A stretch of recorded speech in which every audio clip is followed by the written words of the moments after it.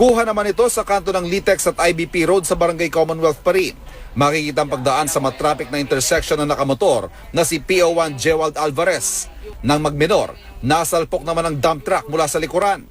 Kahit sa slow motion video, halatang mas mabilis ang takbo ng kasunod niyang truck kaysa sa ibang mga sasakyan. Pumailalim sa truck si PO1 Alvarez at kanyang motorsiklo. Sa kabila nito, nakaligtas si Alvarez. Kuha ito ng Rescue 213 nang ilabas si Alvarez mula sa ilalim ng truck. Gising siya at nakakausap pero nagtamo ng matinding pinsala sa kanyang kaliwang hita.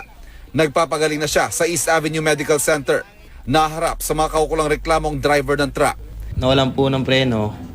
Ngayon po, wala po akong nakita ko na nabulaga ko na lang po siya sa harapan ko. Kaya po siya inabot. Ivan Mayrina, Nakatutok, 24 Oras.